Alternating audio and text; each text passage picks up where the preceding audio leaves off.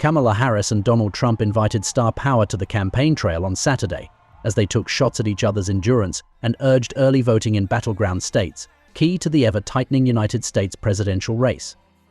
At rallies in Detroit and Atlanta, Harris brought out pop stars Lizzo and Usher respectively to warm up her crowds while painting her rival Trump as exhausted and unhinged. He's becoming increasingly unstable and unhinged, and it requires that response. I think the American people are seeing it, witnessing it in real time.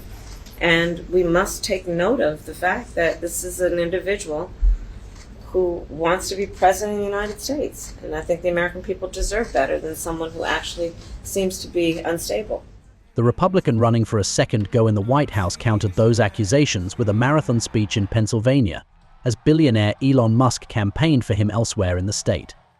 During the campaign rally in Pennsylvania, Trump called his Democrat opponent Kamala Harris a shit vice president before calling U.S. President Joe Biden mentally deficient.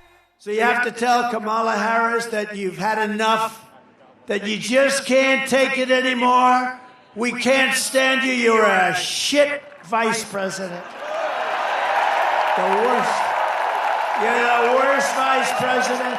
Kamala, you're fired. Get the hell out of here. You're fired. This mentally deficient president put her in charge of the border, and she never went there, not once. Both candidates are fighting on every front to seal up voter support in a race that polls suggest is effectively tied with fewer than 3 weeks to Election Day. So to everyone who's here, I'm not going to spend any more time on the stage because we got work to do. We have 17 days to get this done, and we're not going to be able. We're not going to be able to get these 17 days back. And what I think we all know is on Election Day, we don't want to have any regrets about what we could have done these next 17 days. Harris told voters in Detroit that her opponent's platform is self-consuming, while repeating vows to invest in the working and middle classes. Later in Michigan, she accused the 78-year-old Trump of ducking debates and canceling interviews because of exhaustion.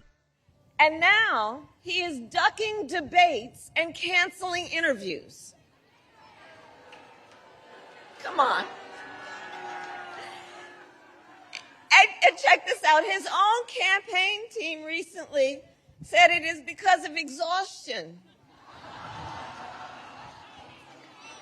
Well, if you are exhausted on the campaign trail, it raises real questions about whether you are fit for the toughest job in the world.